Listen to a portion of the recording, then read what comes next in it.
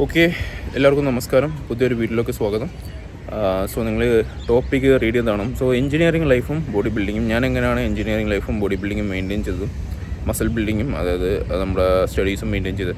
So basically ഞാൻ എൻ്റെ ഒരു ബാക്ക്ഗ്രൗണ്ടിൽ നിന്നാണ് ഞാൻ എഞ്ചിനീയറിംഗ് ലൈഫിൽ നിന്ന് ഹെഡിങ് കൊടുത്തത്. ഞാൻ എഞ്ചിനീയറിംഗ് പഠിച്ചുകൊണ്ട് ബേസിക്കലി ഇത് നിങ്ങളുടെ കോളേജ് ലൈഫും അല്ലെങ്കിൽ നിങ്ങളുടെ സ്കൂൾ ലൈഫും ബോഡി ബിൽഡിങ്ങും എങ്ങനെ മെയിൻറ്റെയിൻ ചെയ്തുകൊണ്ട് പോകുന്ന ഒരു ചെറിയ വീഡിയോ ആണ്. ഓക്കെ, സോ ഞാൻ എയ്റോസ്പേസ് എഞ്ചിനീയറിംഗ് ആണ് പഞ്ചാബിലാണ് ചെയ്തത്. സോ ഞാൻ 2021 ഞാൻ പഞ്ചാബിൽ വന്നത്.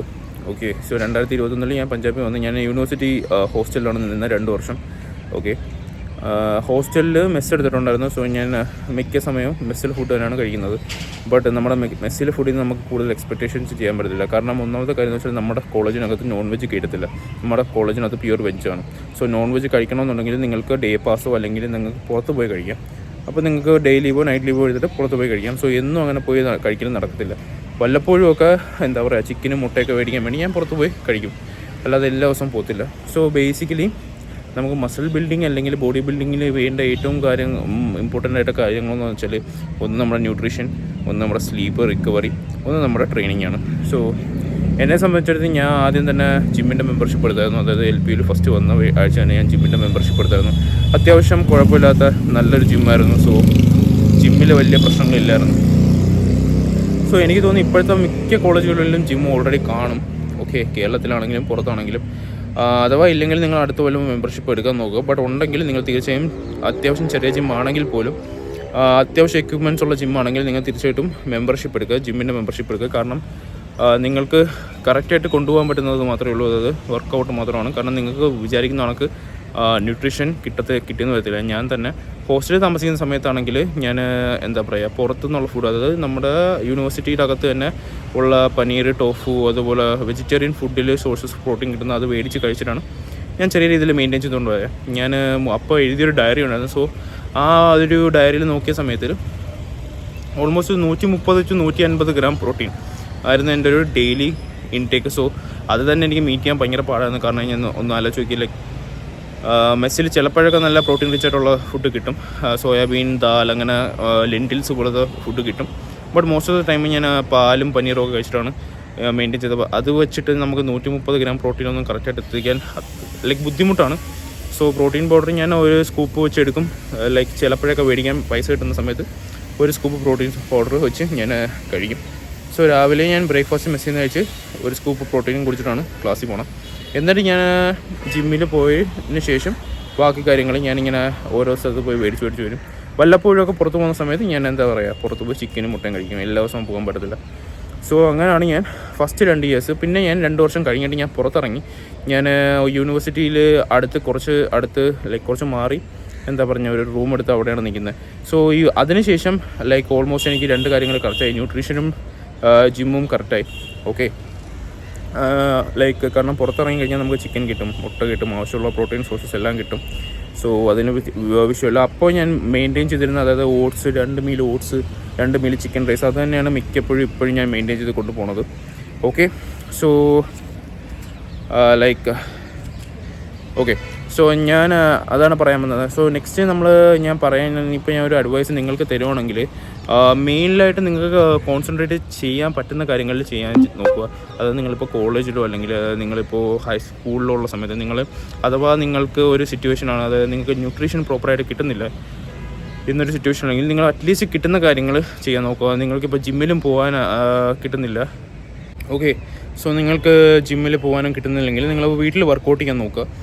കാരണം അടുത്ത ജിമ്മൊന്നും ഇല്ലെങ്കിൽ. സോ നിങ്ങൾ കോൺസെൻട്രേറ്റ് ചെയ്യാൻ പറ്റുന്ന കാര്യങ്ങൾ ചെയ്യുക. സോ ബേസിക്കലി എനിക്കെന്ന് വെച്ചാൽ ഇപ്പോഴും എന്താ പറയുക, നമ്മുടെ ഉറക്കമാണ്. ഞാൻ ഫസ്റ്റ് ടു സെക്കൻഡ് ഇയർ നല്ല രീതിയിൽ എന്താ പറയുക, പ്രോപ്പറായിട്ട് ഉറങ്ങാനൊക്കെ പറ്റിയിട്ടുണ്ട്. പക്ഷേ അതിനുശേഷം എന്താ പറയുക, കോളേജ് ലൈഫും അതുപോലെ തന്നെ നമ്മുടെ അസൈൻമെൻറ്റ്സും അതുപോലെ തന്നെ നമുക്ക് പുറത്തൊക്കെ പോകുന്ന സമയം കൊണ്ട് നമുക്ക് അങ്ങനെ ഡിസ്റ്റർബ് ആകും. സോ നിങ്ങൾക്ക് നല്ലൊരു സ്ലീപ്പ് ഷെഡ്യൂൾ ഉണ്ടെങ്കിൽ അത് അതുപോലെ സൂക്ഷിക്കുക, എത്രയും നല്ലത്. ഓക്കെ, അതാകുമ്പോൾ നിങ്ങൾക്ക് ന്യൂട്രീഷൻ കിട്ടിയില്ലെങ്കിൽ പോലും നിങ്ങളുടെ സ്ലീപ്പും ട്രെയിനിങ്ങും നടക്കും. അഥവാ നിങ്ങൾക്കതില്ലെങ്കിൽ നിങ്ങളുടെ കയ്യിൽ നിങ്ങളത് ഇമ്പ്രൂവ് ചെയ്യാൻ നോക്കുക. അതുപോലെ തന്നെ ജിമ്മിൽ തന്നെ ബേസിക് ആയിട്ടുള്ള കാര്യങ്ങൾ പഠിക്കാൻ നോക്കുക. അതുപോലെ തന്നെ നല്ല രീതിയിൽ വെയിറ്റ് ഇട്ട് ഓവർ ട്രെയിനിങ് ചെയ്യാതെ നല്ല രീതിയിൽ ഓവർലോഡ് ചെയ്യാൻ നോക്കുക. ഓക്കെ, പ്രോഗ്രസീവായിട്ട് ഹെൽത്തി ആയിട്ട് ഓവർലോഡ് ചെയ്യാൻ നോക്കുക.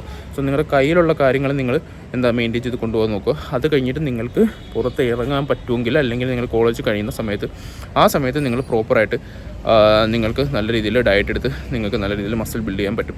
ബട്ട് നമ്മൾ ഓൾറെഡി ഒരു ബേസ് സെറ്റാക്കില്ലെങ്കിൽ, അല്ലെങ്കിൽ നമ്മൾ കോളേജ് കേസിൽ നമ്മൾ പിന്നെ ചെയ്യാമെന്ന് പറഞ്ഞ് ഇരുന്ന് കഴിഞ്ഞാൽ ജിമ്മ് പോലും ചെയ്തില്ലെങ്കിൽ പിന്നെ നമുക്ക് മസിൽ ബിൽഡ് ചെയ്യാൻ പാടില്ല. ജിമ്മെങ്കിലും ചെയ്ത് കൊണ്ടുപോയാൽ നിങ്ങൾക്ക് ബോഡിക്ക് ആ ഒരു മസിൽ മാസും ഒരു സ്ട്രെങ്തും റിട്ടേൺ ചെയ്യും. പിന്നെ നിങ്ങൾ അഥവാ പുറത്തിറങ്ങിയ സമയത്ത് ചെറിയ രീതിയിൽ മസിൽ ലോസ് ആയെങ്കിൽ പോലും മസിൽ മെമ്മറി ഉണ്ടായാലും നിങ്ങൾക്ക് പെട്ടെന്ന് ആ ഒരു ഗെയിൻസ് തിരിച്ച് കിട്ടാൻ ചെയ്യും. കാരണം നിങ്ങൾ അതിൻ്റെ കൂടെ എക്സ്റ്റേണൽ ആയിട്ട് സ്ലീപ്പ് ന്യൂട്രീഷനും കൊടുക്കുന്ന കാര്യം. സോ ആ ഒരു രീതിയിൽ മെയിൻറ്റെയിൻ ചെയ്ത് കൊണ്ടുപോകുക. നിങ്ങളുടെ കയ്യിലുള്ള കാര്യങ്ങൾ കോൺസെൻട്രേറ്റ് ചെയ്യാൻ നോക്കുക, ബാക്കി കാര്യങ്ങൾ അതുപോലെ വിടുക.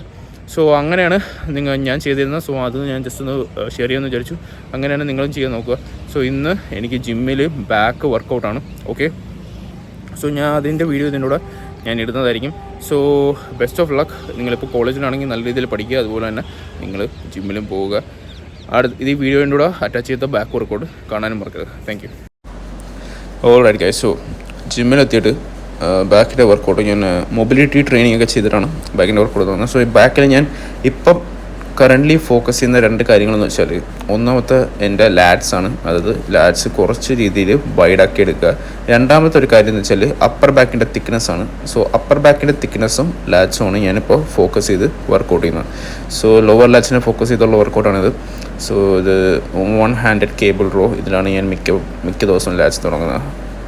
സോ ജസ്റ്റ് ലൈക്ക് വീഡിയോ കാണിക്കുന്ന പോലെ അണ്ടർ ഹാൻഡാണ് ഗ്രിപ്പ് വരുന്നത്, അണ്ടർ ഹാൻഡാണ്. സോ അണ്ടർ ഹാൻഡിൽ നല്ല രീതിയിൽ കോൺസെൻട്രേറ്റ് ചെയ്ത് ചെയ്താൽ മതി.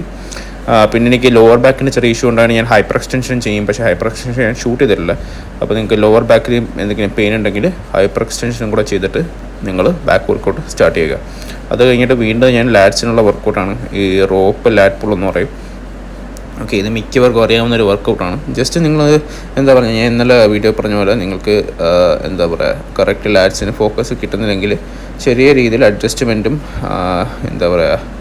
ഹൈഡ്രേഷൻസും ചെയ്ത് കഴിഞ്ഞാൽ നിങ്ങൾക്ക് പ്രോപ്പറായിട്ടുള്ള ഫോക്കസ് കിട്ടും. ഇത് കഴിഞ്ഞിട്ട് ഞാൻ അപ്പർ ബാക്കിൻ്റെ തിക്നെസ് വേണ്ടിയിട്ട് ഇൻക്ലൈൻ ബെഞ്ച് റോ ആണ് ചെയ്തത്. ഹെവി വെയിറ്റ്, ലൈക്ക് കഴിഞ്ഞ ആഴ്ചയിൽ നിന്നും വെയിറ്റ് കൂടിയിട്ട് പക്ഷേ വോളിയം സെയിം വെച്ചിട്ട് സെയിം രീതിയിൽ ഇൻക്ലൈൻ ബെഞ്ച് റോ. ഇത് കഴിഞ്ഞിട്ട് ഞാൻ നെക്സ്റ്റ് വർക്കൗട്ട് നമ്മൾ പോയത് നമ്മുടെ ബൈസെപ്പ് ഹാമർ കേളിലാണ്. സോ ഹാമർ കേളാണ് ഞാൻ ബാക്ക് ചെയ്യുന്ന ദിവസം. നോർമലി ഇപ്പോൾ ബൈസെപ്പ് ചെയ്യുന്നുണ്ടെങ്കിൽ ഞാൻ ഹാമർ കേളാണ് ചെയ്യുന്നത്. കാരണം എന്ന് വെച്ചാൽ ഹാമർ കേൾ ചെയ്ത് കഴിഞ്ഞാൽ ഒന്നാമത്തെ കാര്യം നമ്മുടെ ഫോർ ആംസിലെ ബ്രാക്കിയോറേഡിയൽസിനെ കുറിച്ച് എഫക്റ്റ് വരും. രണ്ടാമത്തെ കാര്യം ബൈസെപ്സിൻ്റെ ഫ്രണ്ടിലുള്ള കുറച്ച് തിക്നെസ് കൂടും. സോ ഹാമർ കേളാണ് ചെയ്യുന്നത്.